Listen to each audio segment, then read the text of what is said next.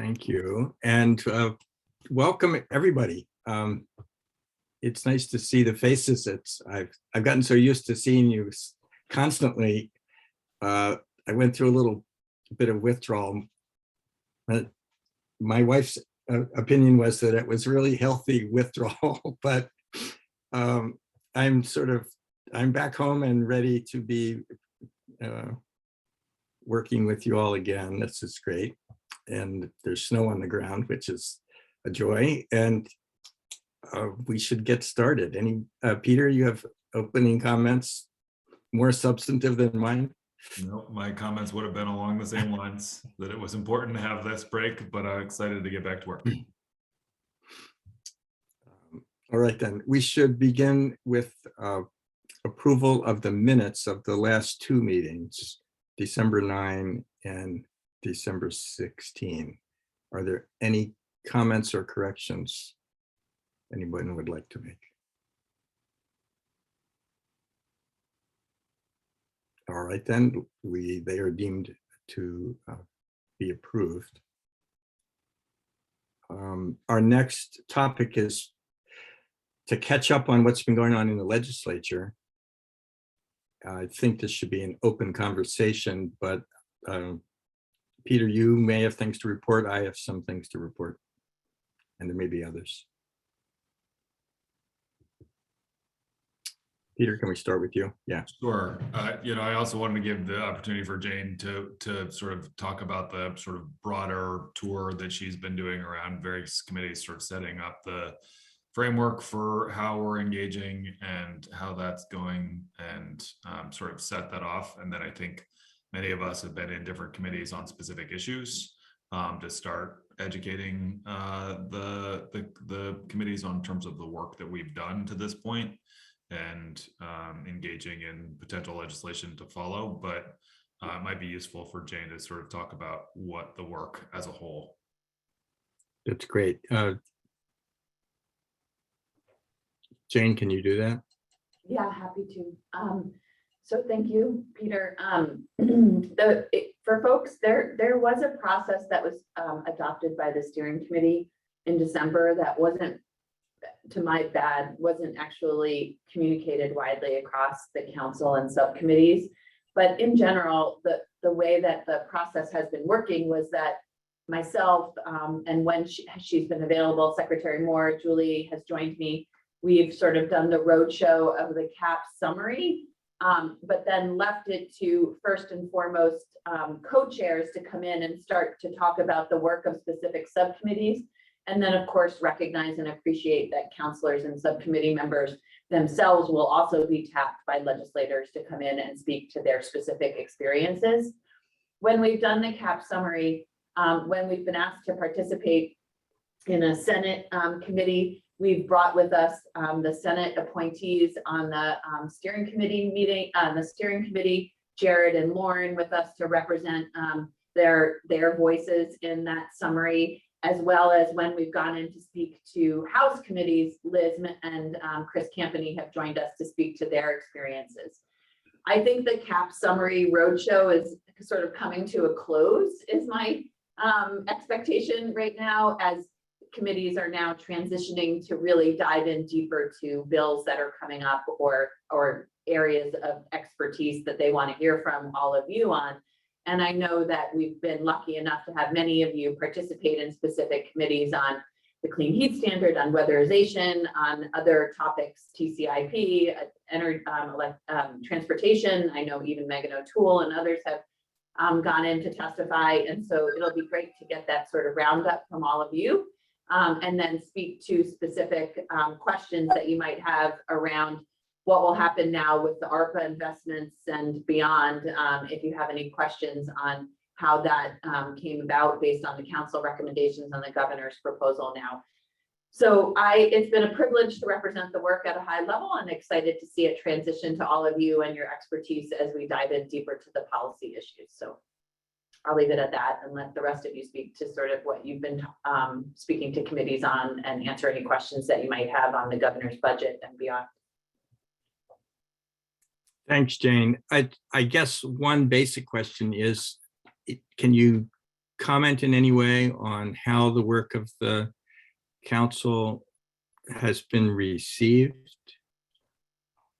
I haven't, I think in general, every committee has been sort of in awe at what we were able to do in the short timeline, and have also appreciated the shortcomings of the work with respect to engagement, and appreciated that we've left them with the anticipation that we are committed to an ongoing engagement with Vermonters around this work, but have really been appreciative of the level of details and specificity that we were able to provide in this initial cap.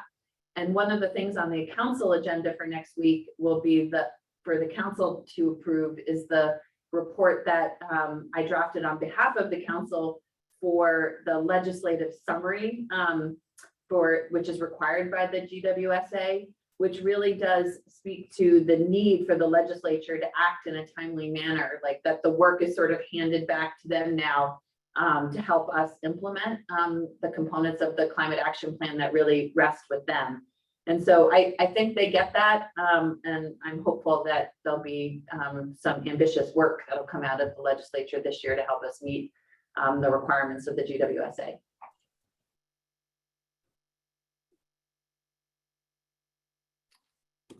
So did you get the impression from that the legislature understood that we were handing a lot of work back to them, and that they were stunned into thinking, oh my God, we can't do it? Or they were stunned into thinking, wow, we have a big agenda? They're still doing things that aren't priorities in the climate action plan, like the res and other things. So who knows what will actually, there's a lot on the docket right now, as I'm sure you all can speak to better than me, but there are a lot of things at the legislature, some of them are directly related to the climate action plan and some of them not. So it'll be interesting to see what actually comes across the finish line at the end of the year.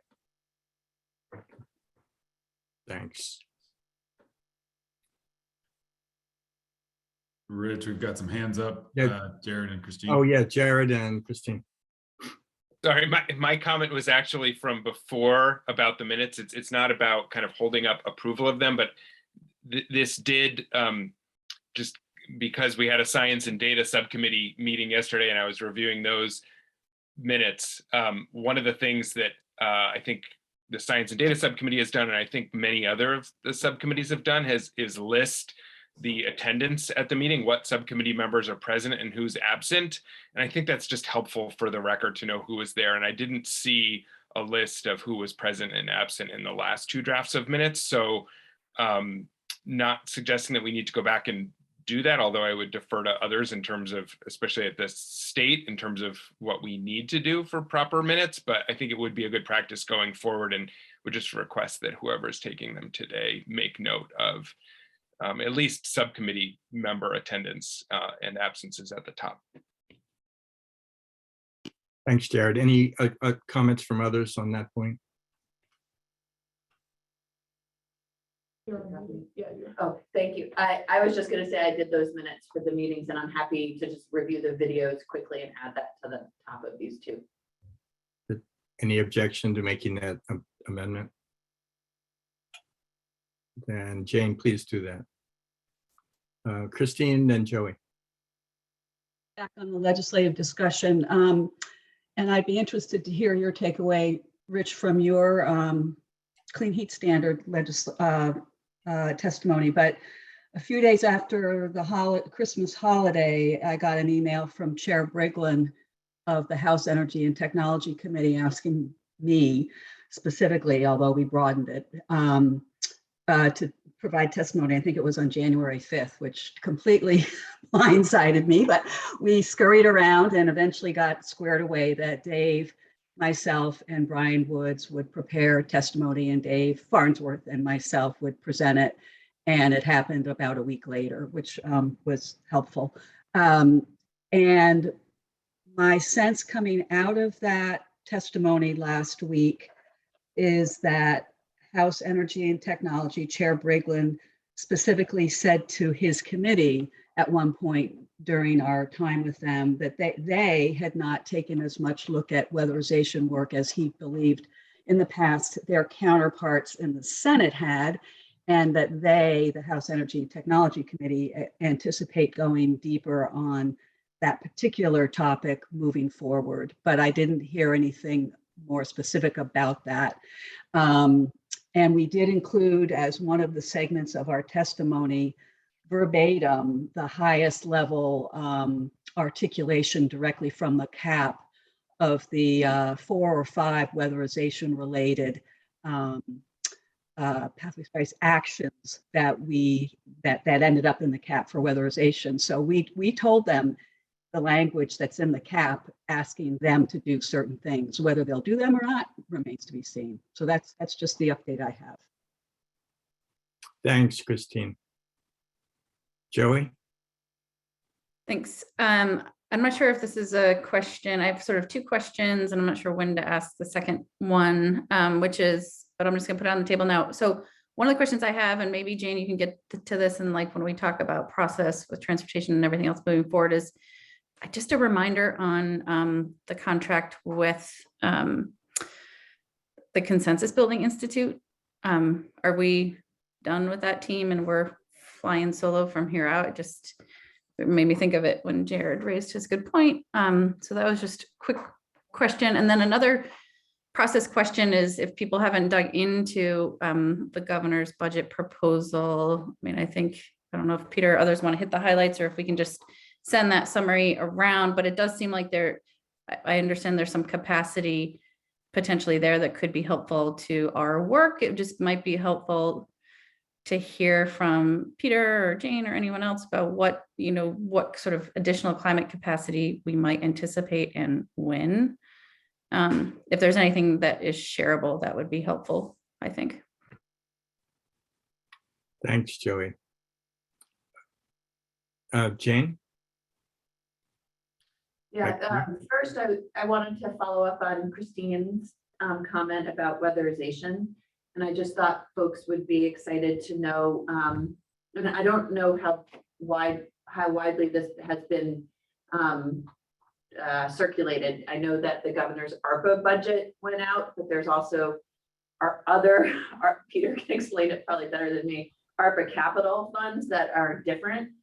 And the Agency of Natural Resources got within our budget for 45 million towards a program that sort of looks a lot like H518, which is the fuel switching bill in House Energy and Technology, but is more focused on weatherization and fuel switching to provide capacity to municipal public facing buildings. And Marion is going to be staffing Secretary Moore and a work group that I know TJ Poor and others are part of at BGS and emergency management next week to sort of start to think about how we sort of take the pieces that work with Representative Sebelia's bill and fully bake out that proposal to move forward to hopefully garner her support and others. And so that will be really exciting to actual added capacity for weatherization and fuel switching in municipal buildings.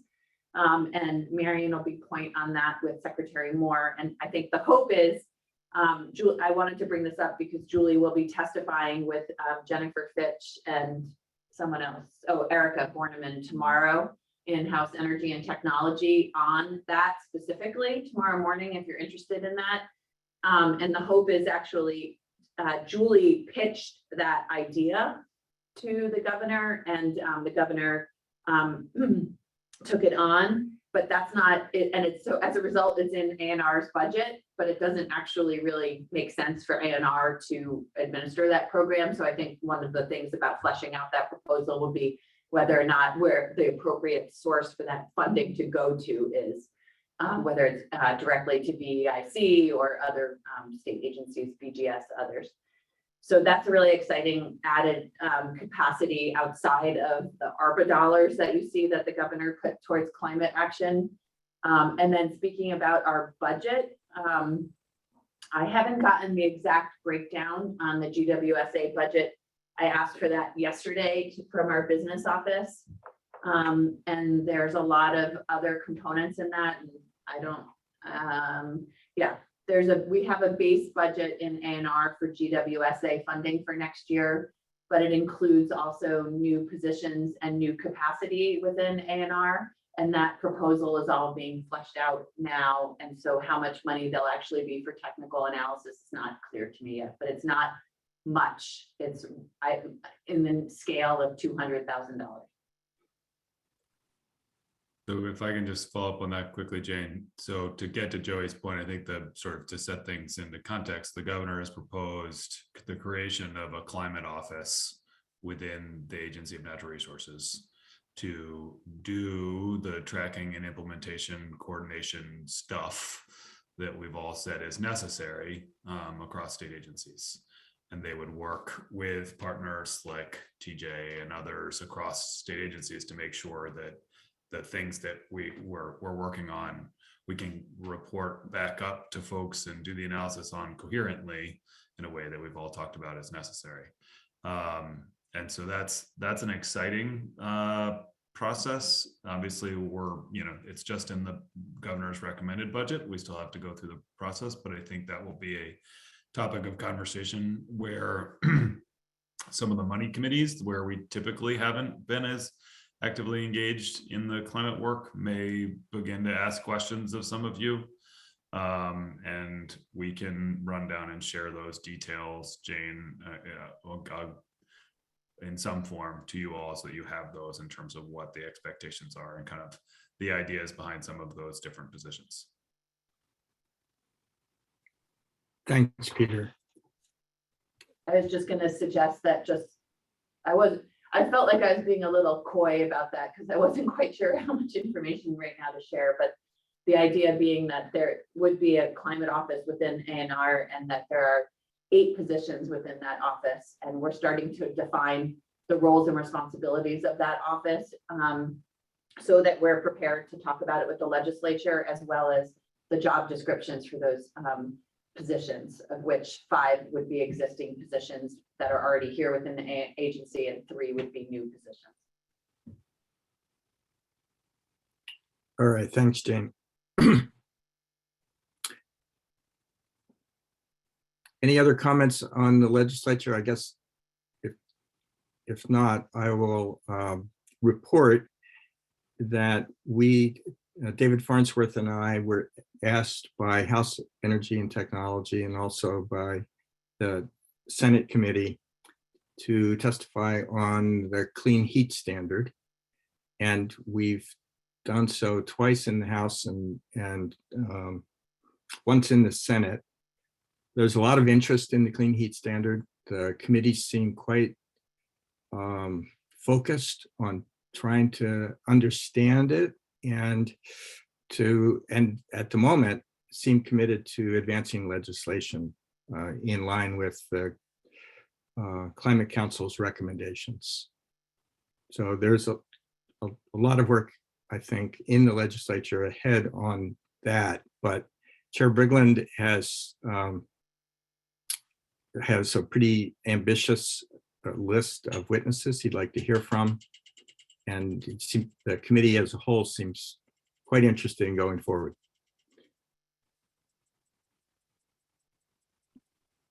And I would just to build on that, Rich, I would just add that my understanding is that much of next week's testimony and schedule in House Energy and Technology will be devoted to testimony on the clean heat standard. I don't think that has been kind of publicly posted yet, but I know Chair Brigland is starting to reach out on testimony requests from different folks. Yeah, thanks, Jared. I see hands up from Megan and Gina. Megan, yours has been up longer. Thanks, Rich. I just wanted to report on some testimony that Deirdre Ritzer and I gave in House and Senate Transportation last week related to the Advanced Clean Cars 2 rule and Advanced Clean Trucks, which, as you recall, were both actions put forward in the Climate Action Plan. And it was I think it was really just a question and answer opportunity for the committees to understand, I think, our zero emission vehicle program and get some background on that, and then also understand what our plan is for moving forward with those rules. And I was very happy to report to those committees that they didn't need to do anything at all to allow us to move forward with adopting those rules. And we already have the authority in that space. So that's something that we're going to be pursuing. And just for this subcommittee's awareness, we do have a timeline fleshed out to meet the requirements, not only related to, kind of some Clean Air Act provisions related to the timing of adopting those rules, but also the rulemaking timeline that's laid out in the Global Warming Solutions Act specifically, which requires that we propose those rules with the Secretary of State by July 1st of this year. So we are planning to meet that deadline, and we'll be engaged in, developing the rulemaking record, and then also making a plan for public engagement related to our obligations under the Administrative Procedure Act, and then also the Global Warming Solutions Act. So I'm happy to answer any questions offline about specifics related to that, but won't go into detail here. But I think that testimony went really well, and I think the committees were really supportive and excited to see that we were moving forward. Thanks, Megan. Megan, you partially answered my question. Joey and I talked to House Transportation back in December, a preliminary overview of what was in the cap. And I just had wondered where the transportation committees were at. And it sounds like you did give that presentation, but I'm interested in knowing they have a bill to include incentive programs and support the low income programs, Mileage Smart and all that. And Joey, have you or anyone else been in there to look at that bill that's got a whole bunch of stuff in it related to our recommendations? Or anyone else beyond clearly they needed to have a primer on the California standards, because that's not in their bailiwick and they know anything about it. But I just wondered if VTrans or anyone else had been in there talking to them, because there's a lot in that bill that's necessary for the cap. I forget the number. Unfortunately, maybe someone else can remember what it is.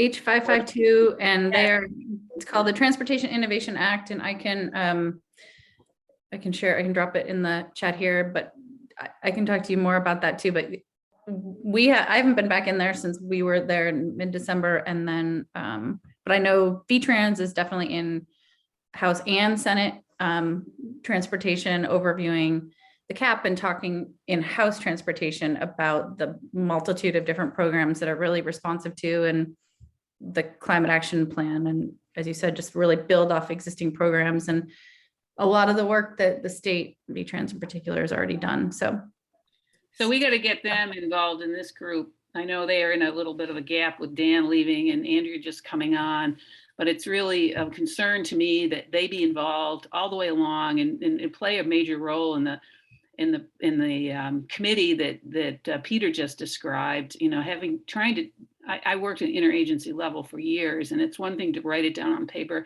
It's another thing to really make it happen. And I hope they're there too, have a seat at the table at all levels of the organization. So I'm stating the obvious, but you got to work at it every day to make it happen.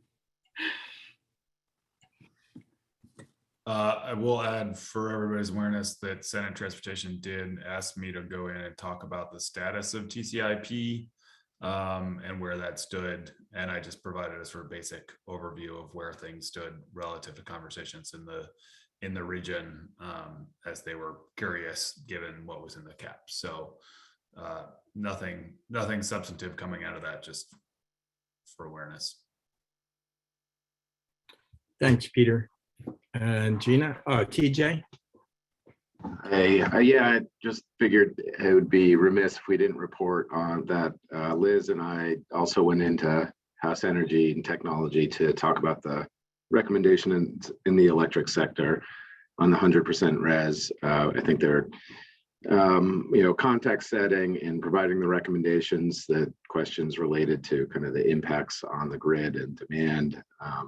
But really, I waited till last year to talk about it, or what I think is last, but and also communicated the point that really the priority is transportation and thermal as it relates to greenhouse gas emissions, just as it was articulated in the CAP. And so I think the committee took that home, and that's being shown in that they're starting with a clean heat standard next week. I'll also mention that I've been also providing testimony on the comprehensive energy plan, which is consistent with the CAP. You see a lot of the same recommendations. For example, consider a clean heat standard is in the comprehensive energy plan. And just kind of similar discussions that have been happening here. I've only been really providing a high level overview. It hasn't been kind of down into the pathway level or strategy level as it relates to the comprehensive energy plan specifically. But that's been in Senate Natural. I'll be in House Energy tomorrow afternoon to talk about the energy plan.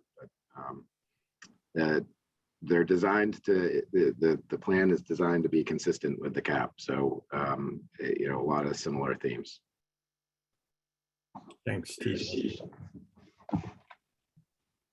Anything further on legislative action? All right, I really appreciate everybody's, we just heard a pretty broad sweep of activities in the legislature related to the work of this committee. I appreciate the fact that so many of you have been providing assistance to the legislature. Clearly, there's just a ton of work that's going to be required throughout the session and probably into next year. All right, our next topic is the Transportation Conundrum. As Peter just mentioned, the legislature is interested to hear what's happened with TCIP, and we have an obligation to advance ideas and recommendations, whether or not TCIP goes forward in the near term. I know that a number of members of the committee have been putting pen to paper and having conversations about that. And there's a memo in the meeting notice for this meeting from them. And I guess we have about 45 minutes at least where we can talk about this. Joey and Gina, I'll just turn it over to you. All right, thanks, Rich. I'm gonna, I'll be brief, but first of all, yes, there are a number of folks who put this memo together, but lion's share of that effort went to Jared. Thank you so much, Jared. But this memo was crafted with input from Gina and I as task leads and state staff, as well as Jen Wallace-Broder at the EIC. So I'm going to turn it over to Jared really to walk through momentarily, and then also lean on Megan O'Toole, who helped on a couple of key elements as well. So if you haven't yet read it, I just wanted to say that our goal is really just to provide us like high level context of where we're at, set us all on the same page, as well as the full council and the public in terms of filling the TCIP sized hole that now exists in the plan. So I think the conversation, after we walk through it, or, if questions arise as we go through it, is, we really want to get the input that we put forward in this memo. And I think, from my perspective, really focused on, the criteria, the policy and regulatory approaches we've identified, and then the process, which hoping Jane, who took the lead on that, will walk through. But, related to the criteria, is there anything missing, anything that requires more nuance? That's really important to inform how we are going to make this assessment to fill the TCIP gap. And same for the regulatory and policy approaches that we put on the table. Are there any big ideas missing?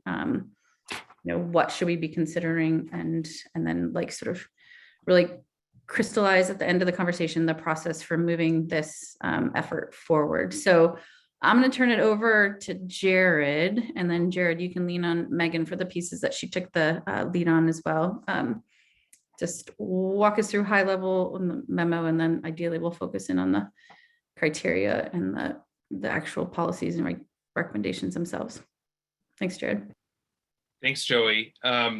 So my assumption is that folks haven't had the chance to dig into this in significant detail. It's fairly long. I think it's longer than I hoped, but we wanted to be sure to be thorough and really make sure that we're providing kind of a really helpful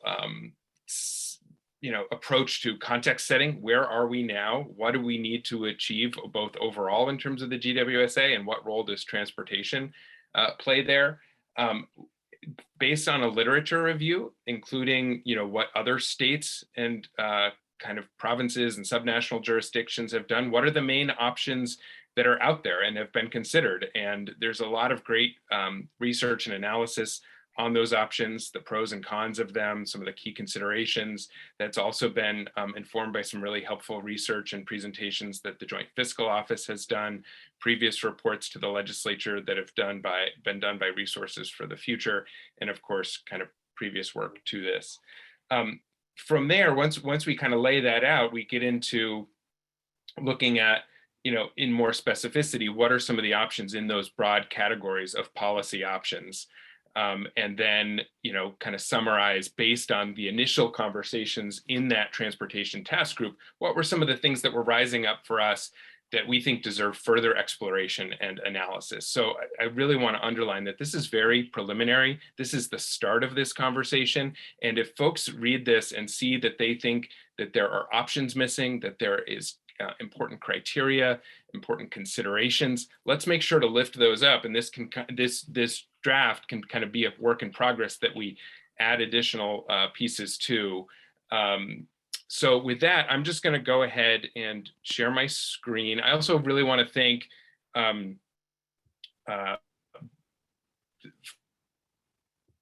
team members from ANR, Megan O'Toole and Deirdre for technical assistance in this. And then also Michelle Boomhauer and Andrea Wright from VTrans as well, in addition to Joey, Gina, myself, and Jane and Jen Wallace-Brudder, who were involved in kind of reviewing this. So the first part is the context. What do we need to do, both overall for the GWSA and the role that transportation plays? Can folks see this all right? Should I increase the, here I can, oops, maybe I'll do that. And then it moves on to, this is heavily footnoted with a lot of resources that folks may find helpful. But then it moves into a kind of a summary of where things stand on the Transportation and Climate Initiative program. Specifically, what does the possibility, likelihood that will not move forward mean in terms of a gap or a hole in the climate action plan in terms of our ability to meet the legislatively required emissions reduction requirements.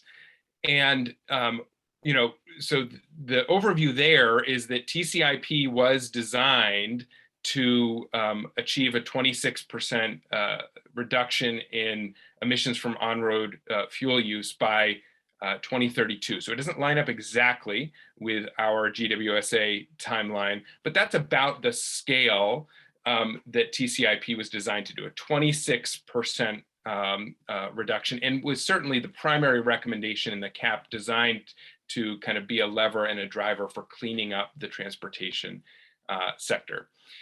So that's in that first part of this memo. It includes verbatim the language that was in the Climate Action Plan about our recommendations regarding TCIP and our commitment going forward to identify additional options in case it does not move forward and it is not regionally viable.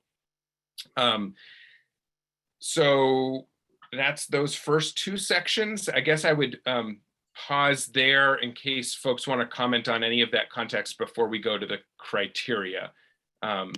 Peter.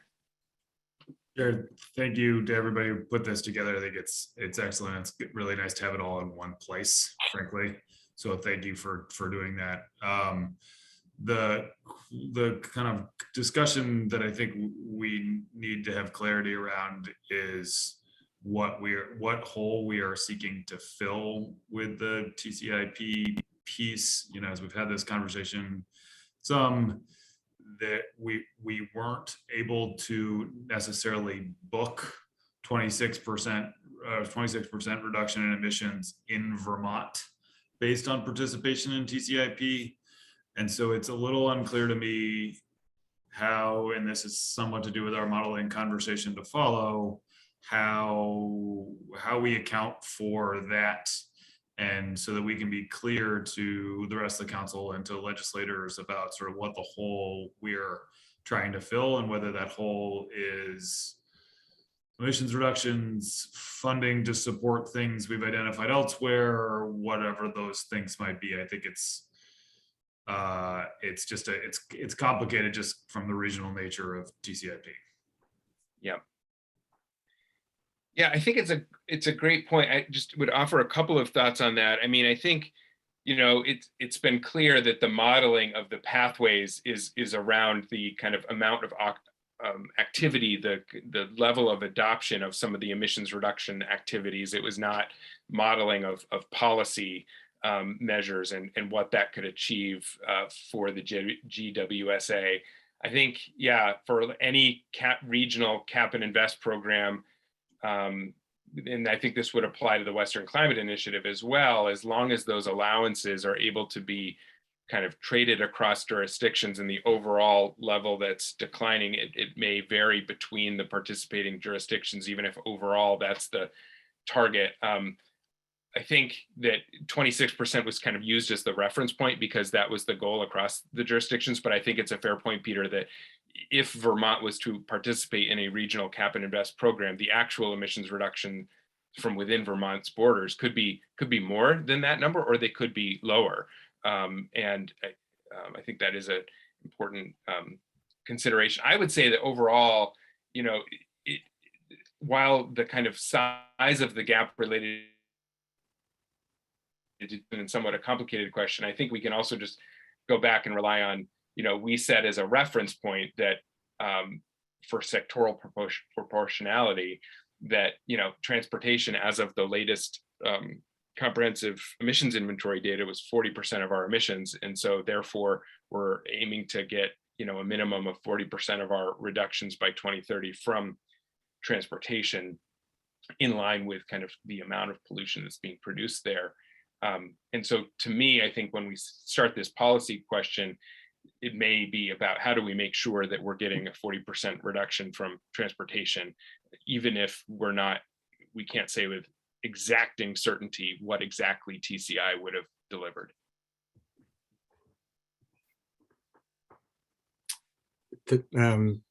Thanks, Joey. Joey, you want to comment? Well, just one other thing to note, and it has to do with the context, but also the criteria that Jared's about to walk us through, which is, I mean, TCIP, one of the reasons that there was interest in it is it's a regional program and transportation is a big issue, and that we need, you know, tackling it as a state, you know, we can do that, but it's also makes, as we've seen with TCIP, makes us a little vulnerable to what other states do. It is a requirement of the statute to look at and ideally advance programs that have us working regionally. But I just sort of want to note that as we think about what we're putting on the table, what is in our purview and what is not. And so just underscoring it's a moment of challenge. I think there was a lot of enthusiasm for TCIP because of its regional nature. So it is one of the statutory required criteria. And so when Jared walks us through what we're putting forward, I just want to flag that. TJ, do you have a comment at this point, or do you want to? Yeah, well, I just want to reframe and I guess re-ask the question that Peter asked in terms of what is the hole that is being created by TCI being gone? Is it an emissions reduction hole or a revenue hole? The cap, excuse me, that as Jared said, the modeling kind of sets out the technologies, and there's kind of we need this number of electric vehicles by, you know, this date. And then we need the revenue to support programs to get there. And that seems to me that's the hole that's created in terms of how we count our progress towards making the goals and how we actually make progress toward making the goals. I think there's a world where if we did have TCI, then the only thing that we could measure progress towards our targets would be TCI and the 26%, and it would be challenging to kind of account for things differently than that and above and beyond that. So it seems to me that the hole is a revenue hole and a mechanism to actually make the technologies be implemented in Vermont to actually meet our goals. TCI was one mechanism to kind of get there, but I just want to clarify that and see if that line of thinking is shared. So Jared, before you jump in, I sort of reiterate that the problem with TCI and the accounting for TCI was going to occur regardless of whether we joined TCI or not, right? Because we wouldn't know what else was needed until we knew kind of what our emissions profile in Vermont was going to look like relative to participating in TCIP. And so it's always been a little bit of a chicken or an egg scenario in that it doesn't guarantee emissions in Vermont, and it isn't sufficient to match our emissions in the Global Warming Solutions Act. So it was always going to be trying to feel our way into that space. And so I think we just, as we're developing recommendations, it may be better to almost excise some of the discussion about TCI and think about more about what is the like volume of each program that's necessary in each of the transportation realms to get us to the reduction requirements, right? Rather than trying to fill a TCI hole, because it's not clear exactly what that hole was to TA's point. So, Peter, I think you just stated it very nicely, and I'd like to just put a marker on what you just said, that we're trying to meet the GWSA standards. We're filling the ATCI sized hole is kind of measuring the wrong thing. So, and as you said, we weren't sure how we were going to measure it anyway. That's a good marker. Thank you, Peter. Jared, back to you. Yeah, I agree. I think that's really on point. And I would say in direct response to what is the hole we're trying to fill, I kind of think about it in two ways. And this is in the paper. One is we have really clear mechanisms that give us a degree of certainty over what the primary kind of policy or regulatory mechanisms are going to be to ensure that we meet emissions reductions in other sectors, or at least there are things in place or recommended. So for instance, in the thermal sector, there was the recommendation to advance the clean heat standard, that the kind of requirements for which would be pegged to the thermal sector meeting its kind of share of pollution reduction responsibility. So we know that if that gets passed, we will have the clarity to move forward that action in terms of emissions reduction and helping people move to cleaner, lower cost heating options would move forward. Similarly, in the electricity sector, we know that the renewable energy standard already exists, and the CAP included a recommendation to increase that, which gives us a certain amount of clarity, whether by 2030 or 2032, about how the electricity portfolio will change over time and how its emissions intensity would decline over time. I see the gap on the transportation side is we do not have a corollary policy like either of those that either through a cap or through a regulatory requirement gives us any confidence that we would actually meet the scale and pace of reductions that we've outlined in things like the pathways. While we can expect that there might be some progress based on incentives and in public investments made, without tying it to a cap or a regulatory performance standard, to me, it feels like the big outlier with the transportation sector is we just don't have that policy mechanism to give us clarity and a degree of certainty the way that we have identified in some of the other energy sectors. I think that there also is an investment or a kind of funding gap that gets created by TCI, the lack of it, but that would be more in the medium to long term. I think it's a really fair and important point that there are significant funds both through ARPA and through the infrastructure bill funding that are going to allow for substantial transportation sector transformation investments over the next few years. But I think the key, one of the key points that this memo brings up is that the emissions reduction requirement by 2030 is about 3 times as large as what we need to do by 2025.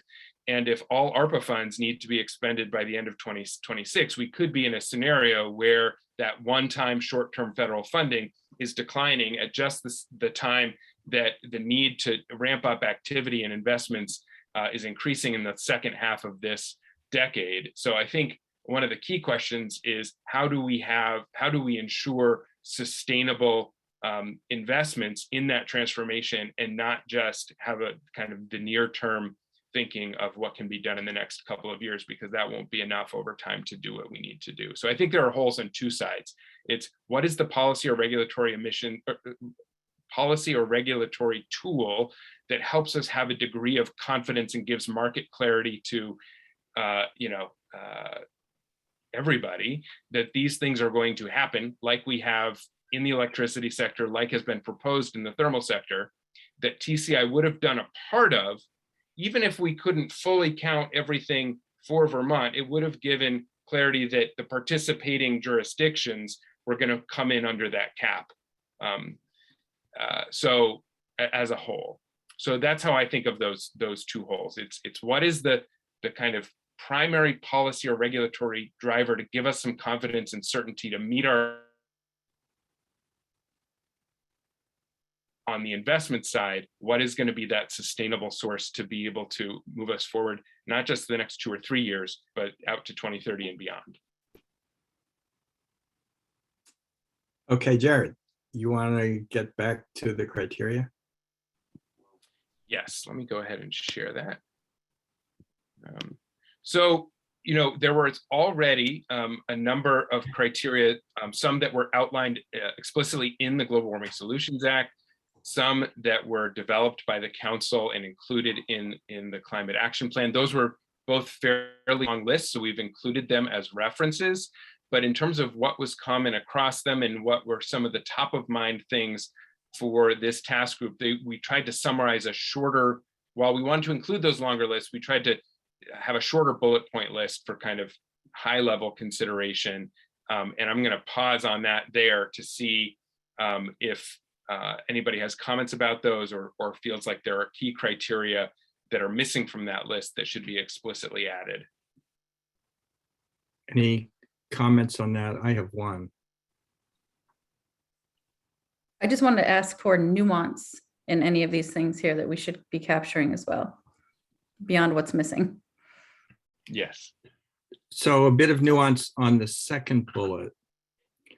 The cost per ton avoided, is a criterion that in my organization we pay a lot of attention to, and I want to emphasize something about it, that there are at least 2 ways to think about the cost per ton avoided. One is the societal cost per ton, or one is the first level cost per ton avoided the way these things are sometimes measured. But the cost per ton avoided that I think we should really be paying attention to is the consumer cost per ton avoided.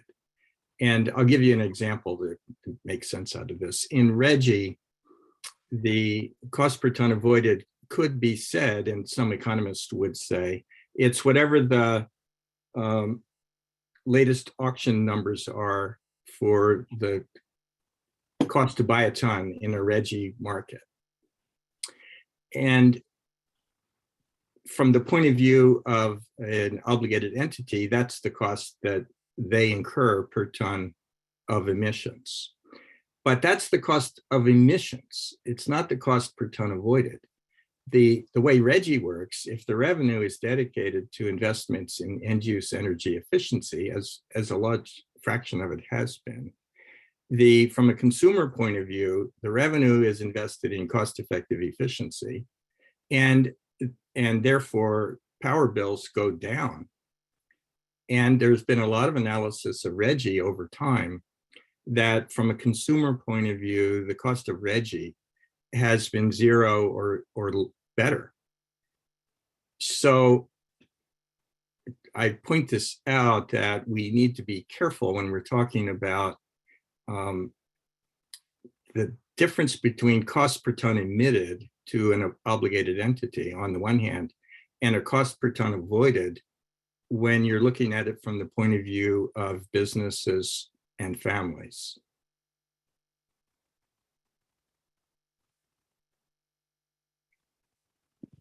Great point, Rich. And that, yeah, that should probably say cost or savings per ton, because there's a lot of actions that have been modeled that have a negative cost per ton or result in net savings for folks, even before looking at measures like the social cost of carbon. Yeah, I just, it's important to look at the overall program design in order to, quite more realistically assess what does this mean for families and businesses,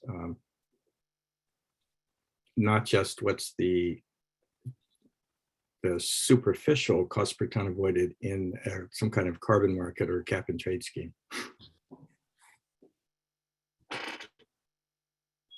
Chris. Yeah, under one of the things I just would note, under the criteria, I would urge the committee to make explicit reference also the just transitions principles here, because that's going to needs to be explicitly referenced criteria. The other thing too that I would suggest is this is all excellent food for thought. Going forward, I'm hoping that more of the policies, I mean, it's great for the subcommittee and others, in the council to propose ideas, but rather than, my hope is that we'll make a decision to go ahead and take these ideas as they're being formed to the public, and especially the frontline communities, to engage in this conversation at the beginning, at the outset, rather than try to back what the subcommittee decides into a public discussion. So it's certainly good for the public to have something to respond to, and there's a lot of good food for thought here, but we don't have the time pressure we had before. I mean, we do, but we don't. But it's time for us to really have those that just transitions principles kind of be more at the foundation of the discussion rather than kind of applied after the fact. So I'm hoping that we'll have good discussion around these, agree what needs to be brought to the public, but then really make an effort to kind of get this out beyond the jurisdiction of the committee and engage. And that way too, I think the public will be much more likely to, I think we'll ultimately we'll be more successful in having policies that the public will accept, because they were a part of actually making them and the deliberations on them, more so than what we're able to do with the timeline of the cap. So I just wanted to put that out there. Thanks, Chris. That's a really good point. Agreed, and I would just note, I agree with you, Chris, that we should explicitly note the just transitions principles here. I just want to say that it was their inclusion was intended by noting the prioritization framework used in the initial cap and that reference to the cap. Sure. Yeah, I guess I just mean more explicitly. And there is, of course, the equity section, which is awesome. So I know that there's been good thinking about that.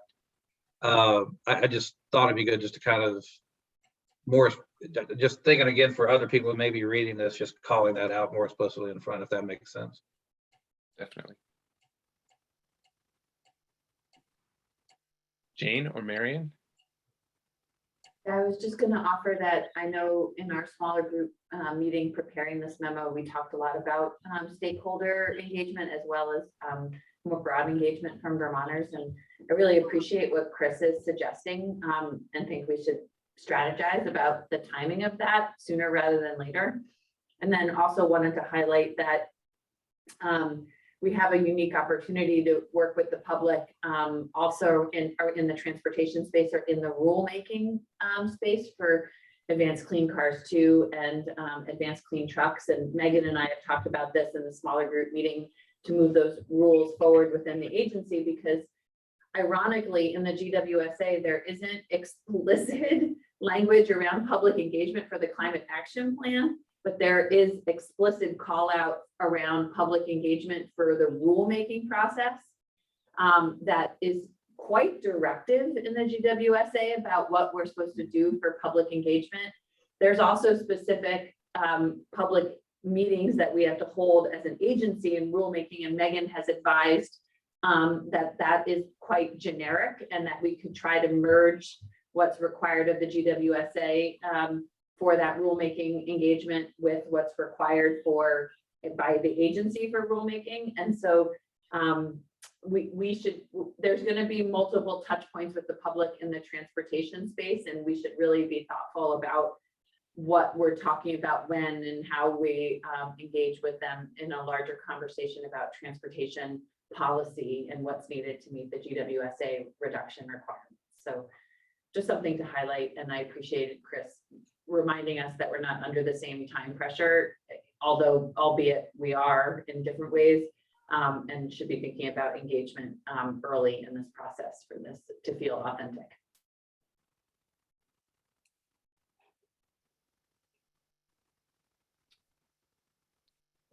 Gina, Rich, I don't know if you want me to facilitate this part or if you do. We're not under the same time framework, but we've got to do it differently because we were really shot down at the end based on the way we did it.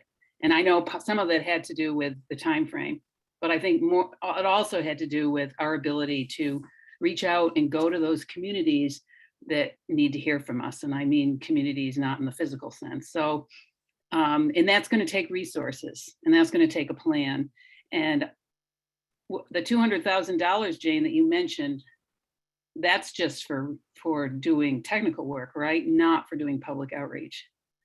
So who's going to do that? How on earth are we going to do it differently on something that's so vast and complicated than what we're talking about right now? And I know I'm getting ahead because that's what we want to end this conversation is, what are the next steps?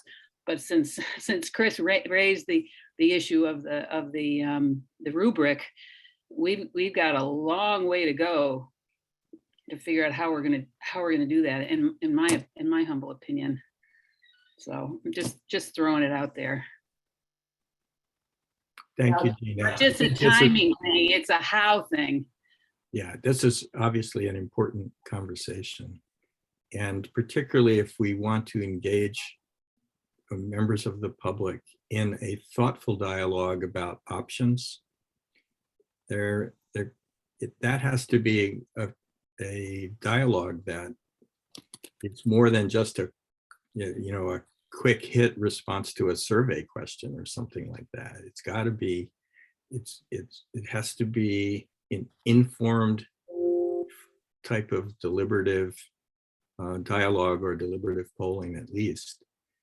And we don't have a process set out for the Climate Council to do that.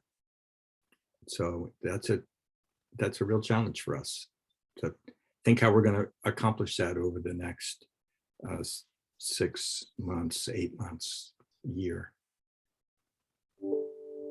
Yeah, I'll just a couple points to follow up on quick. I just want to say that, as far as the budget goes for technical analysis, that's just, I call it technical analysis, but it's contracted services, right?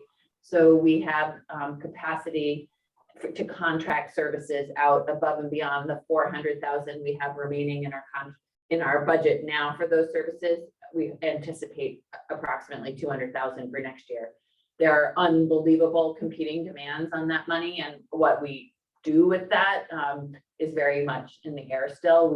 Although I think most of you have heard me say that the top two priorities for the agency around what the statutory requirements are still for us is for us to be working towards advancing the Municipal Vulnerability Index and the Measuring and Assessing Progress tool. And those are our priorities, but we also will be working with the council and others to help direct us on what other priorities are, and then expect the council to advocate for more resources to do the things that we need to do to meet the GWSA. And in one of those spaces, we've been meeting with a small group. Kelly Klein is part of that, and Sue Mintner, as well as a handful of others from Just Transitions, to really think about what our public engagement strategy is going to be at a high level. And then how this would fit into that is something that we should certainly think about. For folks who don't know, we've terminated our contract with Climate Access and RISE. And that's a longer conversation. But we are working with this small group of Just Transitions to think about what the components are that the council wants to do for public engagement, what ANR sees as our role in supporting, and then how we direct that capacity through other contracted services for public engagement and or partner support to do that work. And so it'll be good for us to be thinking about with that group and others, how the work of subcommittees and particularly transportation and then biomass will need a hefty, probably public engagement component also to take those recommendations across the finish line. So we'll want to be thinking about how we support that too, and what additional resources will be needed to do that. And the how, like Gina says, to do it right, since we didn't do it right or completely right the first time. Okay, thanks. I think we should get back to the guts of the transportation memo. This has been a good beginning conversation about outreach. Obviously, we're going to need to come back on that later. Joey? Well, just two quick things. Appreciating, Chris, your thoughts, and just before the moment eludes us, inviting you to join us in our task group. You may have more time now. I would very much welcome your participation as we think through this a little bit more and come up with some sort of plan, and we could talk about it more in the process section that Jane will walk us through. So just wanted to put that out there, the invitation out there, and invite you. And then also when it comes to the breakdown of the dollars to do a lot of analyses for many important components of the plan and the work that we need to continue and fundamentally undertake, there's an active conversation in the legislature about what to do with this unprecedented amount of money. And this is a priority. It could be that we underscore that it should be a priority, and that we hope that they would potentially support greater investment to do the kind of technical analyses that we would need to do for the transportation component of this that I think would serve Vermont over the longer term. We can lean into some of the work that's already been done, but anyway, just noting that we could potentially put out there a recommendation to ask the legislature for a greater commitment to the analyses that we will need. Chris, final comment on this, or do you want to get to the substance? Yeah, I just wanted to follow up just very briefly on what Joey said. I'm happy to help. The other thing too, we're at a point now, again, we've got some time. Joey, I mean, I would offer if this subcommittee wants to try to engage with the RPCs, among the RPCs, we have at least 10 senior, 10 dedicated transportation planners, all of whom are professionals in an entire MPO. There are a lot of people who've been thinking about this stuff for a long time, and we're responsible for, implementing this stuff, within our regions, coordinating with the state and with local government. So, let's branch out and use the other brain power we've got. It doesn't just have to be us. There's a lot of other folk working on this stuff. So if this committee would like, to bring that, again, I'm not talking about growing the committee or anything like that, or necessarily even the task group, but if you want to take it to those folks for reference, I'm happy to do that. It's just a matter of a few emails. Well, Terrific idea, Chris. Thanks. Yeah. We have a working group, and the transportation professionals we got covered. It's the citizens that I'm concerned about. It's the users. It's the people who are trying to buy cars. But Gina, we can get out to those folks too. Right, but we just need to figure out how in an inclusive and welcoming way. That's all. Thanks, Gina. A Yeah. really useful conversation. Jared, back. I'm going to go back to this. So moving on from the criteria, the next section looks at some of the policy and regulatory options that could serve as primary drivers, the primary mechanism to ensure that we're meeting the pollution reduction requirements from within the transportation sector.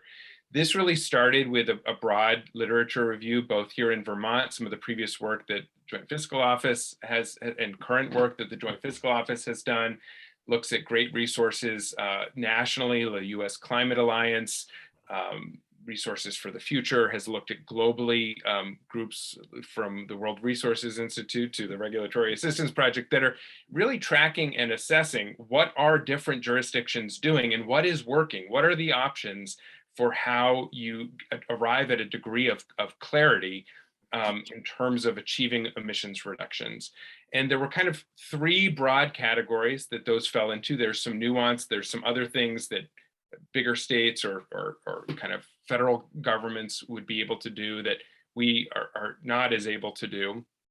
But those three broad categories are direct carbon pollution pricing, cap and invest programs, and performance standards. And all of those have been used as tools across the world, different provinces with varying results. And so then we went through and did an initial application of some of those criteria that were identified above to look at just how would those options stack up? What are some of the pros? What are some of the cons? What are some of the key considerations that would need to kind of inform a discussion in that broad area? And then we added some specificity about what are the options on the table, either that other states or provinces have done or that is currently under consideration in Vermont, and kind of did just an initial assessment of those options against the criteria. And you can see that here. I'm not going to go deeply into it right now, but maybe I'll just say, on the cap and invest program, that is, like RGGI has been for the electricity sector, it's like TCI was proposed for the transportation sector. I think it's important to remember that the TCI is not the only cap and invest option open to Vermont. The Western Climate Initiative includes both California and Quebec, and Nova Scotia has recently joined. They do an economy-wide cap, but the members of WCI have told Vermont that we would be able to join and we could customize our kind of participation that could include just covering one set of fuels, not necessarily the economy-wide approach that they have taken. So that is a program that was identified as being worthy of further exploration and analysis. On the performance standard side, there's been a lot of kind of interest and movement in these areas. The performance standard approach is what was recommended with the clean heat standard. And we're seeing a lot of states out west take this approach, including states that initially had tried to pass cap and invest programs and were not able to do so. And so then moved to low carbon fuel standard programs as a primary policy mechanism. We saw that happen in both Oregon and in Washington. So some of the initial information about those programs are included here. And then there is some notes on kind of some other areas that are often identified in terms of public investment. But if a key criteria we are working with is confidence that we are able to meet the GWSA requirements, we need to have a degree of clarity and certainty going forward that things like, one-time funding from a general fund or temporary federal funding cannot supply in the way that sustained revenue through either pollution pricing can do, or that a performance standard would provide. So we didn't spend as much time on that. And then we have this whole section on equity. And I think we thought this was important because there's a lot of kind of misinformation out there. The assumption that any and all forms of carbon pricing would be regressive. It depends very much on how the programs are designed, and it is entirely possible, and we think it is necessary to make sure that any options we advance would be progressive and would advance equity. And we include here that this is not a new idea. The Vermont, I'm trying to find it exactly here, but the where is it? The Tax Structure Commission included progressive carbon pricing as one of its recommendations in their report last year, as a for instance. And there's been lots of national and international research about how you do progressive carbon pollution pricing, either in terms of rebates or dividends on the revenue side, or investments directly into lower income and frontline communities. So that's this section. And then we end on the kind of summary of where the task group stands to date. So we were kind of looking at what are the primary options that would meet many of those criteria that we think are worth further exploration and analysis. And the two that kind of rose to the top initially, this is not an exclusive list, this is just a start, were looking at the Western Climate Initiative and implementing a clean transportation standard similar to the approach that the council recommended on the heating side, and that is also been proven successful in many other states and is drawing a lot of interest in yet more states.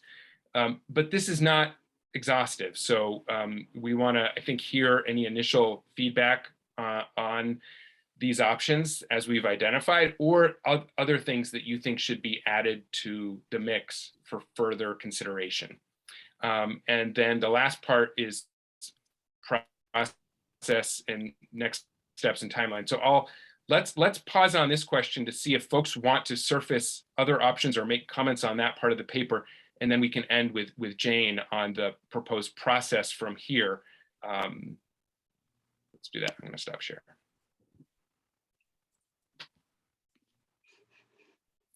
Questions or comments for Jared?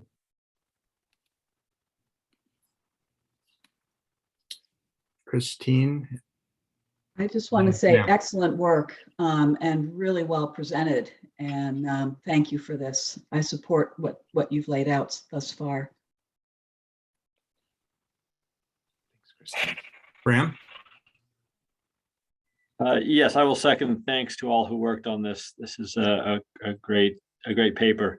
I have one question. It's not another option, but I wonder if we shouldn't mention the importance of communication to the public. And there's a piece in here that says there are already over 40 electric cars available in Vermont, 5 that start below $30,000, 2 dozen with all-wheel drive. I think most people don't know that. And, there's this Electrify America, these people who put up charging stations who are doing a PR campaign around electric cars are normal now. And, I think there may be an inexpensive way to increase electric car adoption simply by letting people know they got a lot of options, they're affordable, it's normal, there's charging stations everywhere, and so forth. Thanks, Bram. That actually yields a question that I would like to put to the group, which is, how to put it? I'll try to put it in a provocative way so it makes sense. You have created a structure, around the goal of ensuring that there's a driving force that would either require or give us a high degree of confidence that the emission reductions of the GWSA would be met. And this is akin to the renewable portfolio standard or the clean heat standard, where it's just built into the policy mechanism that we're going to meet the goal. And here's how we're going to create the envelope in which we have to operate to meet the goal. The alternative approach is the ad hoc approach. It's adding up a whole bunch of different activities that we anticipate or hope or project, if they all got done, they would meet the goal. And there isn't an overarching cap or envelope in which all these things fit. We just predict that we're going to add them up and that they'll likely meet the goal. And so the provocative question is, why isn't that fourth option an option, that we're just going to incrementalize our way to meet the goal?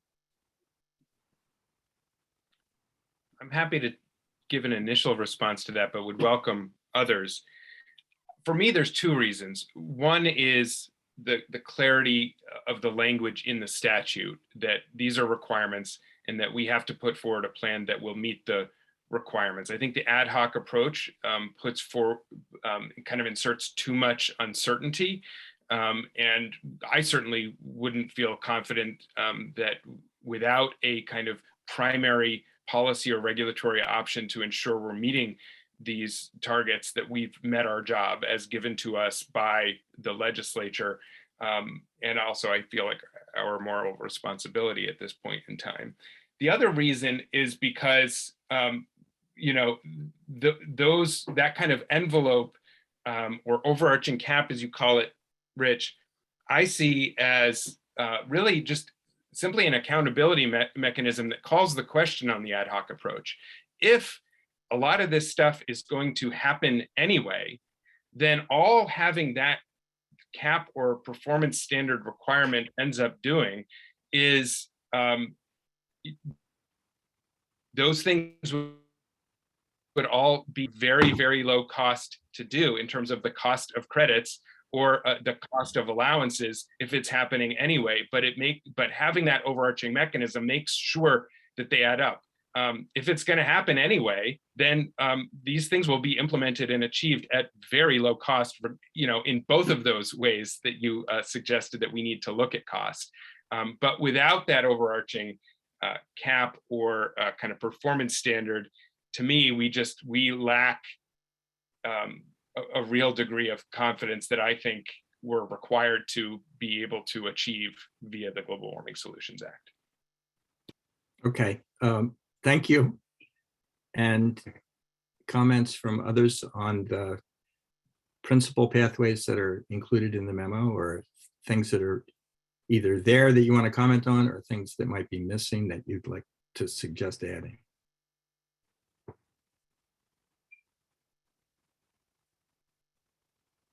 Christine?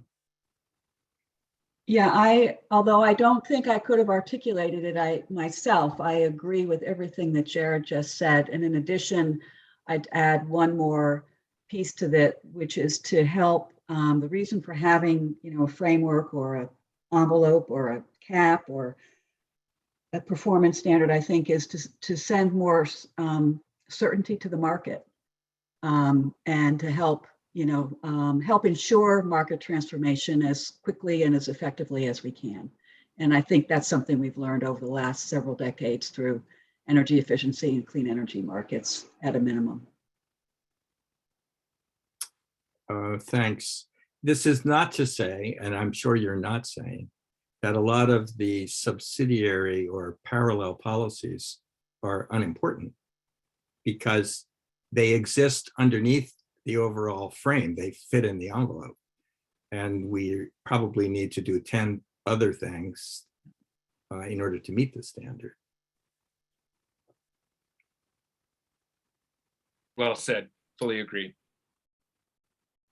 and it's difficult to model these things in isolation when they are so interconnected. So one of the things that we mention in this memo is a forthcoming EAN research brief that takes the information that's been provided by the Department of Environmental Conservation on the kind of projected amount of zero emission vehicles that would be required to be delivered to Vermont kind of by 2030, at least under the draft of the rule as California has developed it so far, and kind of projected, what that amount of EVs replacing fossil vehicles would deliver in terms of emissions reduction.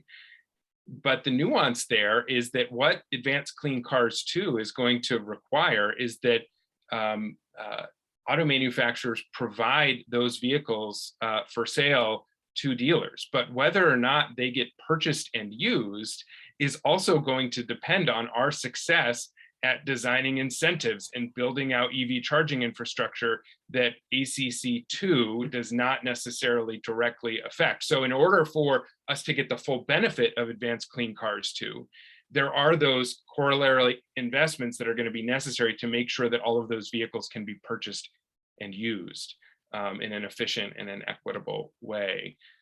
So that's just kind of one example of that point you're making, Rich. All right, thanks. Anything, what are the next steps, or are we going to get to that? The next Yeah, steps of this working group? I'll share that now for folks who don't have access to the document, and let Jane kind of lead. Just scroll when it's ready, Jane.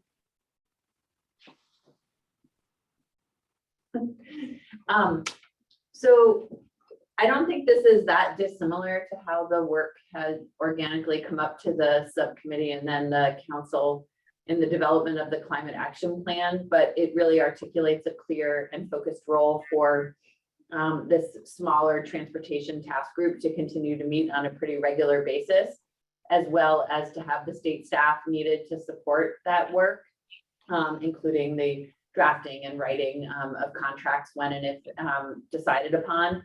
And so that group can also, I think, that should be added into this section now, consider the role of public engagement early on in this process. We have articulated down below the next step, the role of the subcommittee clearly in sort of digesting the information, meeting on a regular basis. Monthly is what's proposed in order to hear and check in with this group regularly. And in that case, plan and manage stakeholder engagement as well as public engagement. But likely there'll be a role earlier in the process for the task group also to be thinking about that, and we can make that change. The hope all being that we would be able to have a final recommendation that would be as a consensus recommendation from this subcommittee to go to the council by May of this year. The way the CAP references this work, it speaks to the spring of 2022.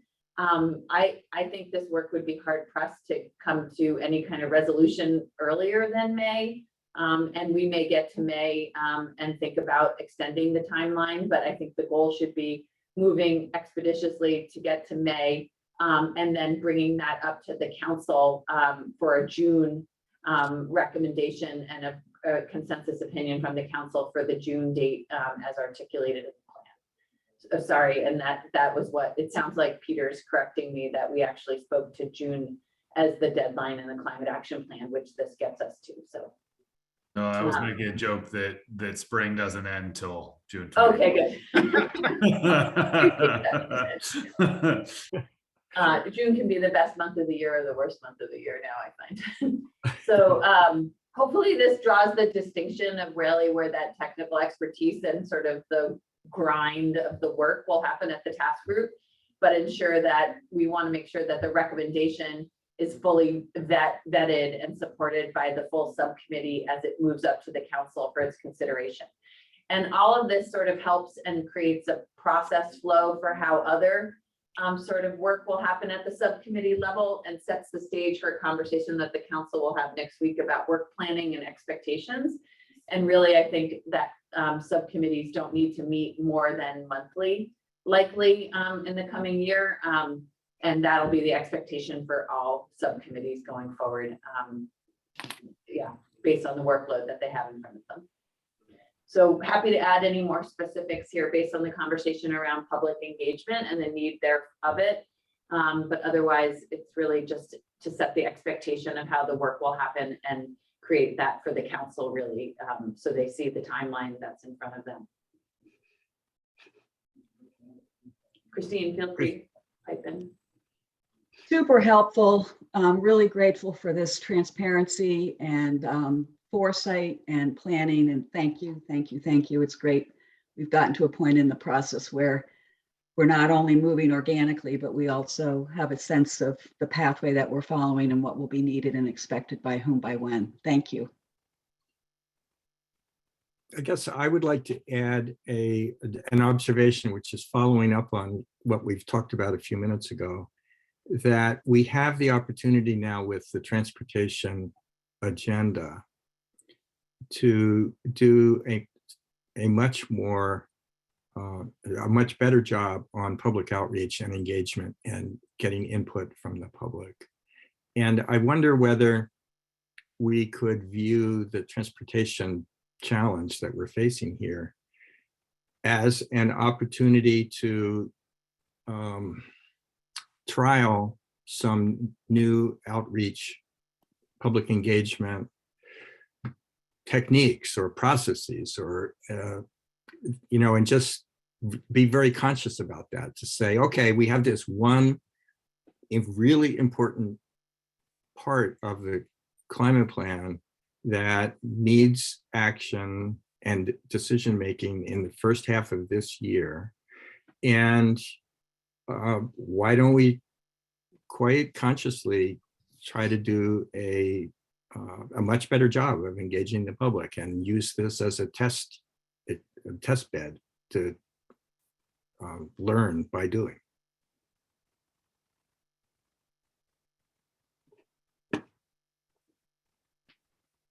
Oh, maybe that's just a question for all of us to ponder, but it is a concrete, important piece of the plan it's smaller than everything and big enough to be really worth some concentrated attention at the same time.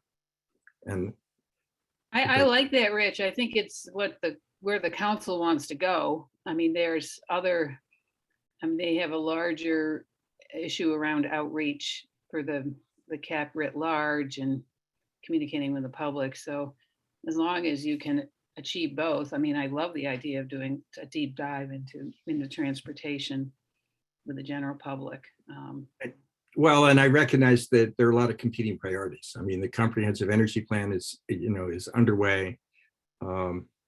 We have the overall climate action plan outreach. We've got the legislature in session. There's a lot going on. But I would urge the steering committee anyway to give a thought to whether we could trial some better outreach activities, mechanisms, techniques around transportation in particular, as we develop the recommendations that we say we're going to develop in the first half of this year.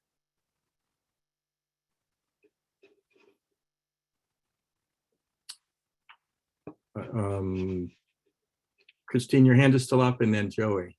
So maybe that's an old hand. No, it's not. It's relevant to what I guess just a question of clarification. Whose job is it at this point to figure out what the best outreach approach would be? I mean, who sort of sits on top? If that were an assignment dispatched to someone to come up with a new enhanced outreach approach for the transportation work that needs to happen, who would that assignment be dispatched to, just in theory? I'm just trying to understand. I so value that you always hold us accountable. You're so good, these questions. Marion and I were just actually chatting, because I do think that there's sort of like a bucket over here that is the larger engagement, and that's what the Just Transitions group is meeting. And I think of this, even if we want to do it at a high level for transportation and not get detailed into the policies yet, I think of that as stakeholder engagement still at some level, and that has traditionally been managed at the subcommittee level. That's not to say that it couldn't be resourced and help provided through contracts or beyond. And I know, Joey, you asked earlier about CBI. And we, as we terminated the contract with Climate Access, we actually are intentionally doing a contract amendment with CBI to help. There's already a contract in place with CBI for them to continue to support the council facilitation as well as subcommittee meetings to a lesser extent. Or well, with the expectation that that role would be less hours because you all are meeting less and needing less support, but they do have capacity to support subcommittees. But we plan to add some time and resources to their contract to support the online engagement as well as the partner support facilitation. And that was already in their contract in a supporting role, and we're going to help amplify that for them to be a leader in that work. And that likely means that there could be capacity for them to help support any stakeholder engagement that we chose to do around this, but I'm not quite sure yet how much resources and time is going to be needed to all of it.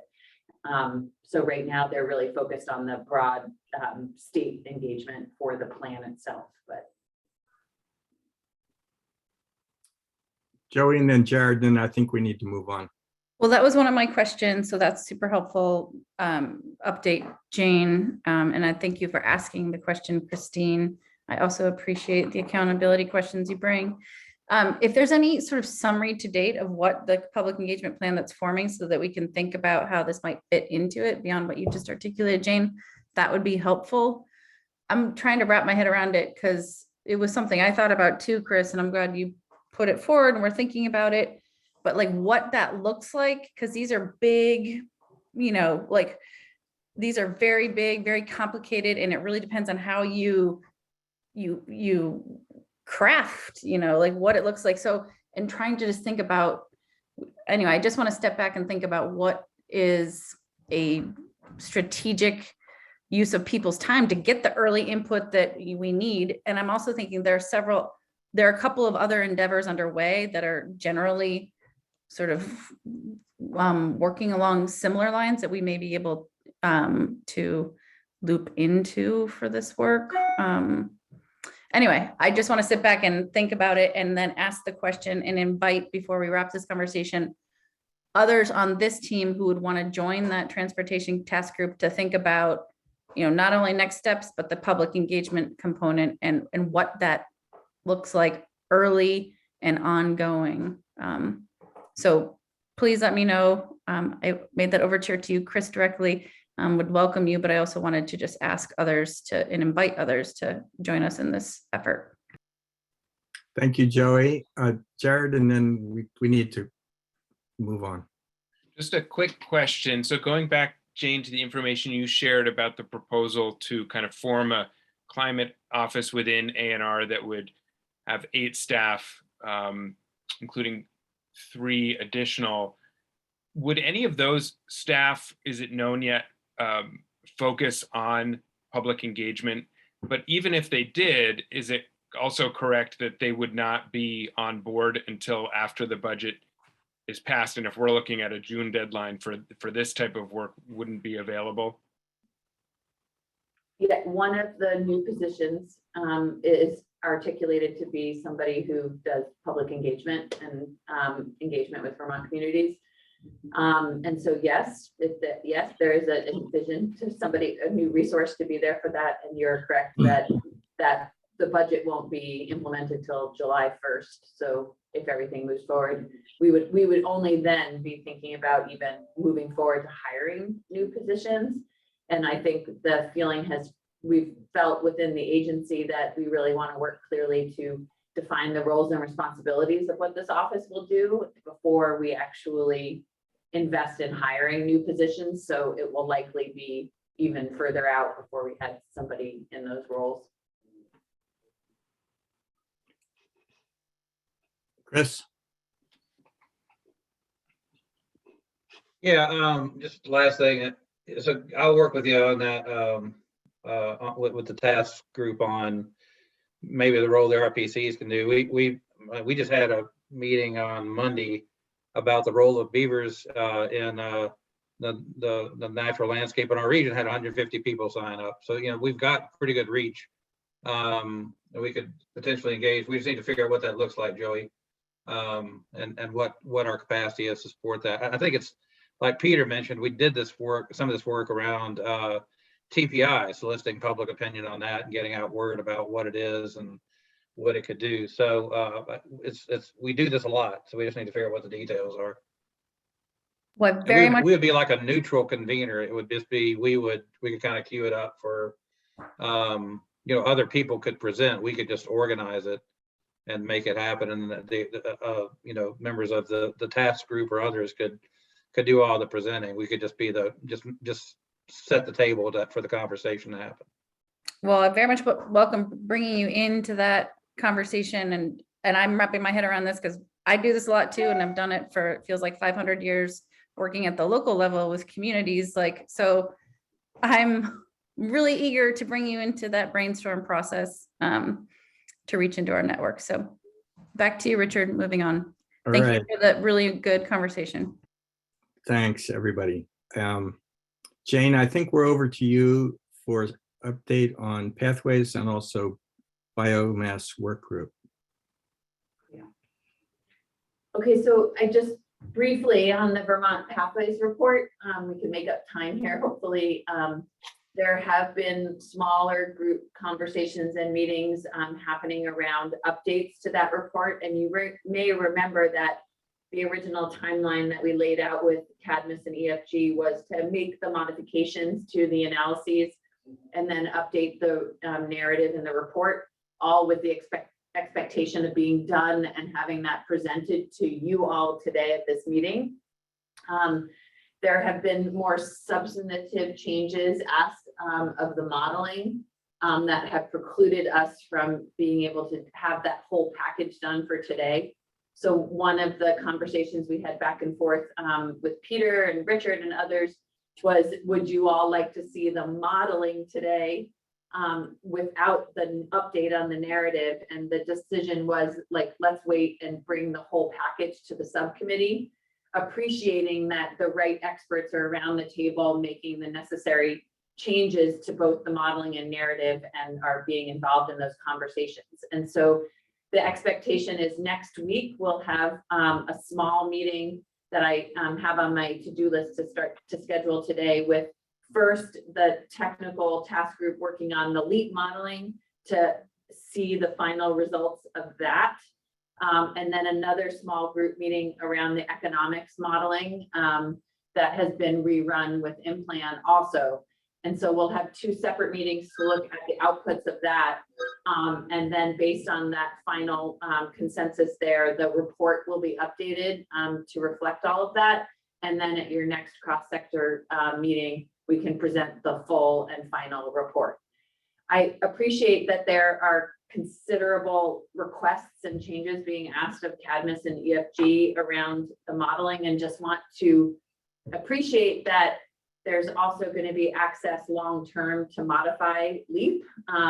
There's an email chain with TJ and Megan reminding us that there is capacity to support state staff to get trained in LEAP modeling, and so that we'll be able to make changes or run additional analyses in the future as well.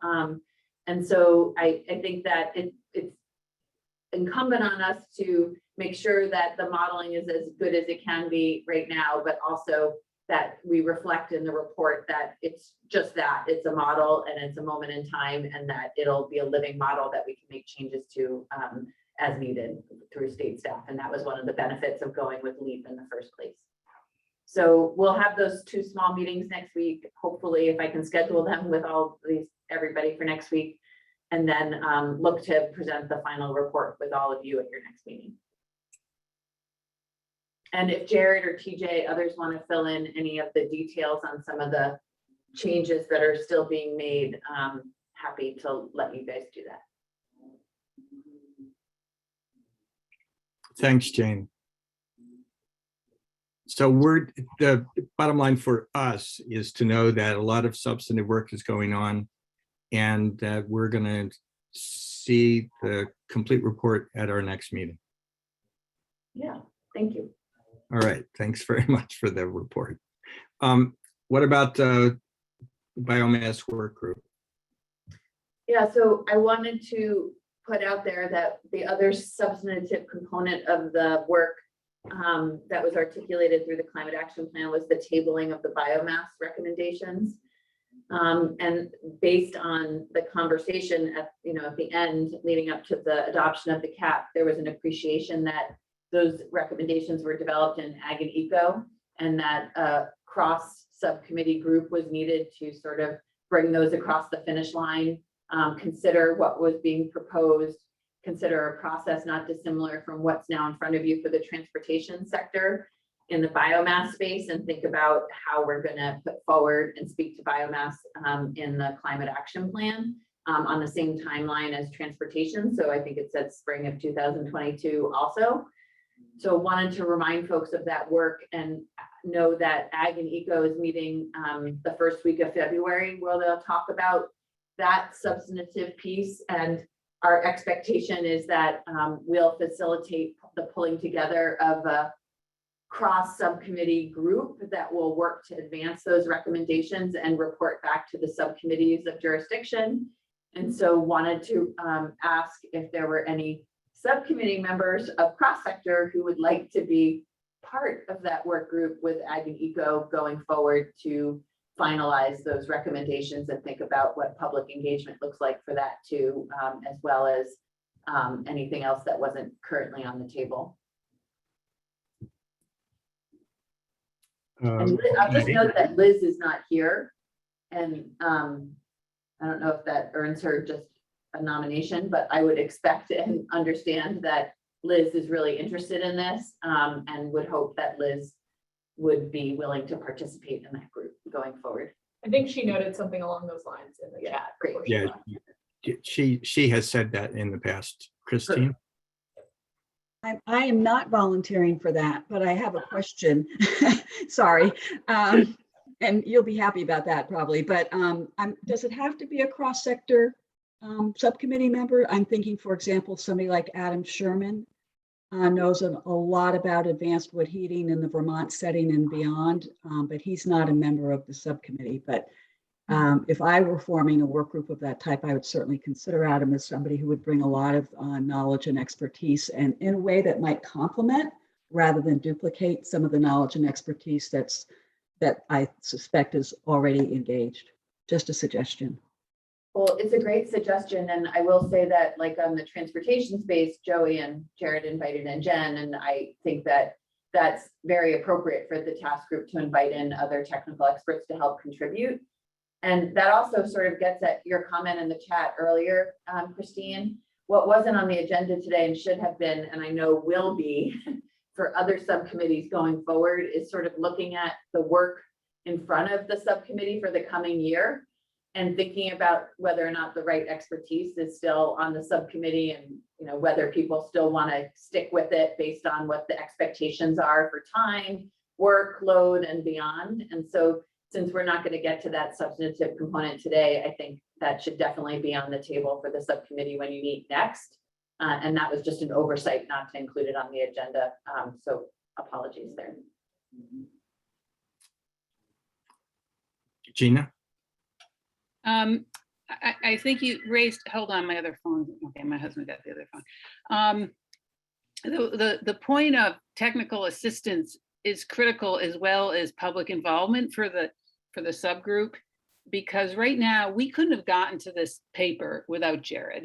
Jared spent a lot, and Megan spent a lot of time, and the proposals that are there are huge and are going to require months, weeks, months, years of analysis to figure out. The other states that have put those programs together did not come up with them with 3 people on a Zoom call over 3 or 4 months.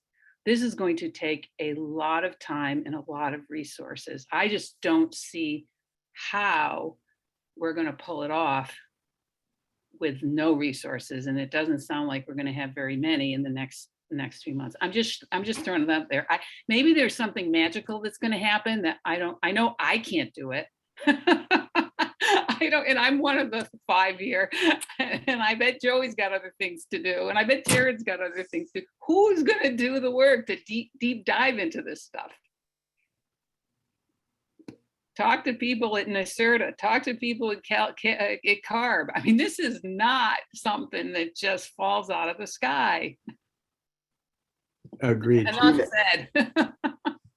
Thanks for the warning. I'm just warning you. No, absolutely. I think we're all dealing with this. TJ, are you? Yeah, I just had a suggestion in how we think about that, how we often end up doing that and getting resources, is that there's a need for a study, and that study is resourced. And maybe that's something, it struck me when looking at one of the recommendations there on the clean transportation standard, but it goes on to talk about expanding the clean heat standard. And the clean heat standard is going to be studied by the PUC. And I don't necessarily think the PUC is the right entity for transportation fuels. Maybe they could be, but the point is that to get to Gina's point, is that maybe the recommendation or what the work that can be done here in the next several months is to identify kind of the path forward and the study that needs to happen and the parameters of that study. And then maybe whether it's recommendation, ideally that would happen sooner rather than later if it needs to get legislative appropriation or what have you, because it takes resources too, and we can't just task an agency to do it without resourcing it. So just a suggestion to get to that, but I think it's a really good point, Gina, and thank you for bringing it up. Let me just reiterate the recommendation that the steering committee needs to bear down on this in support of the work of this committee and others, I'm sure. And we should feel okay to go to the legislature and ask for additional resources to assist the council, and including this committee, in doing the work that the legislature has asked us to do. So I'd start there. We are going to need resources. But before the moment passes, let me echo the recommendation for Adam Sherman to be asked to assist the biomass group. And also, Jane, I personally am interested in it and be happy to be involved. Great, thank you. Back to Joey. Well, I want to just underscore and support your recommendation that the steering committee, to the degree that you are able, take up the conversation about asking the legislature for the resources to do the analyses and the work that we need to do. This is the moment. And I'd love to be helpful in that if I can. And related to the biomass, I am stretched very thin, but this is a very important, I think, topic for Vermonters, the Climate Council, and a really important topic for my own organization. So I think there's a lot of nuance here, and I don't have the bandwidth to participate over the long haul, but if there is an initial meeting, I'd love to be there. And I think the Adam Sherman recommendation, and maybe others out there who would bring the important sort of breadth of context and expertise into this evolving, conversation and the science that has evolved with it, to really make an informed analysis related to biomass and advanced wood heat, and I mean, frankly, in biofuels, frankly. So anyway, I'd love to join the initial conversation to the degree, and I think bringing in others who can bring that expertise would be very helpful. Thanks, Joey. Peter? I'd just like to kind of put in a plug for the Transportation Working Group as they're thinking through this, and probably related to the biomass piece, is that ultimately a spring timeline is not going to lead to anything moving forward policy-wise in this year that doesn't have pre-existing authorities, right?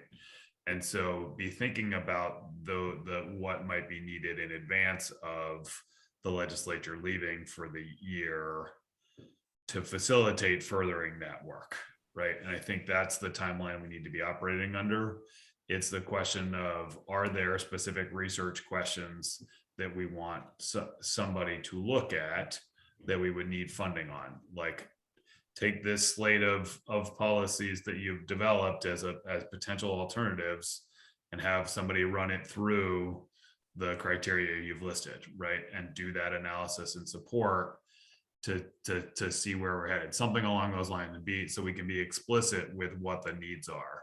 I think to Gina's point, there has been a lot of work done elsewhere, but not necessarily brought into the Vermont context.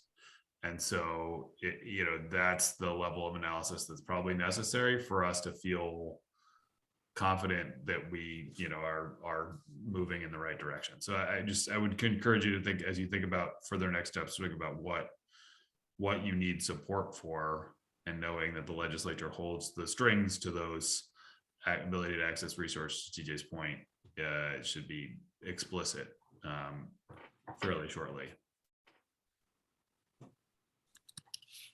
Thanks, Peter. Jared? Thanks, Peter. I agree with that. I had raised my hand to just respond to Joey and others who made the recommendation to take this up at the steering committee, this question of resources to be able to do the analysis we're required to do, to do the analysis that is required to be able to make the recommendations we need to make. And I just wanted to say, I think Chris is on here too. Liz has left. Lauren's not here. But just as one member of the steering committee, I will happily say that, yes, I will work to make sure that that gets on the agenda for discussion and movement. And thanks for raising it. Thank you, Jared. We're approaching the end of this meeting. I think we have explored all the issues on the agenda fairly well, even though we haven't been able to resolve all of them. And would like to open the floor to public comment unless there's anything further from a committee member. And so let me ask if there are any members of the public who'd like to address the committee to raise your hand or speak up. I can't necessarily see everybody.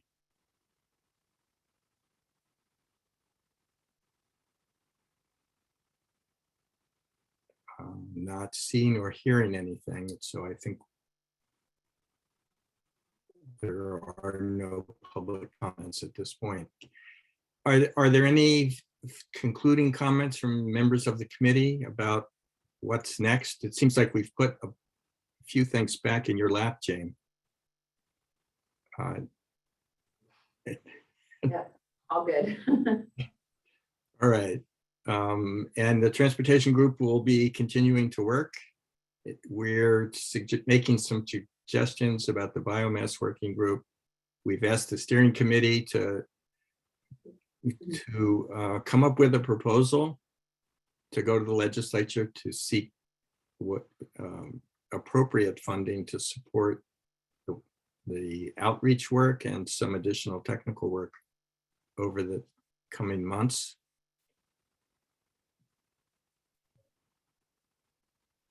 And we're going to meet again to hear from the pathways modeling and analysis next time. Anything further for this meeting? Can I just, for a scheduling question, is monthly meetings make sense? And if so, is a month from now on at this time appropriate to schedule?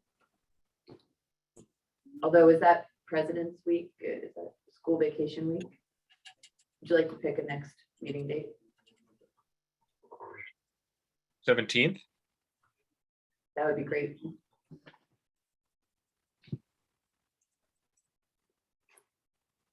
Would second the 17th. Assuming the Canadian border doesn't close, I will not be in country on the 24th. Me neither, Peter. Let's go together, can't? All right, on if the 17th works for everybody, that's great. I have a conflict during part of that time, beginning at 1 o'clock. Wait, Marion just articulated that you have a meeting on February 3rd already scheduled. At least it's already on the calendar. Yeah. Right, right. Keep, It's, cancel. excuse me, so are you suggesting to change the 3rd? Yeah, I'm asking if you want to just meet on a monthly basis and therefore wait till the 17th. I think it makes sense to wait. Give us some more time to work through the pathways analysis piece and come back with a hopefully a more thorough discussion on the 17th.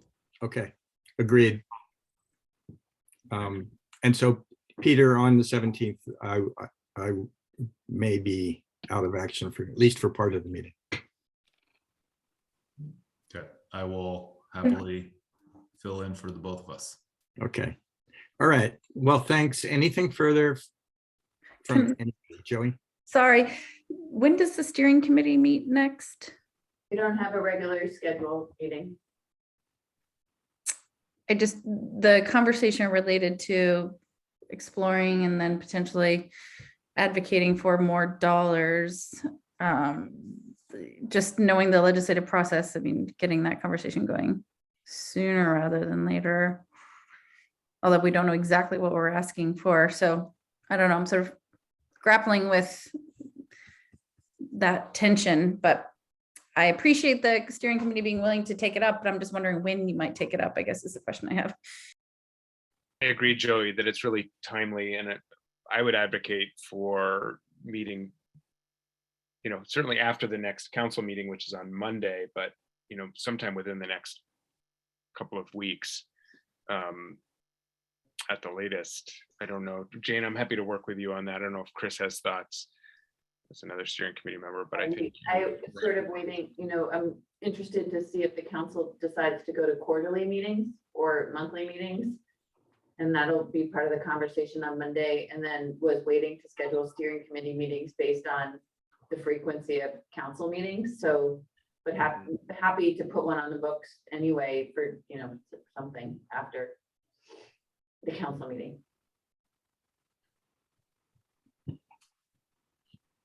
Okay, then. We'll hear back on that. Anything further? I think we are ready to adjourn.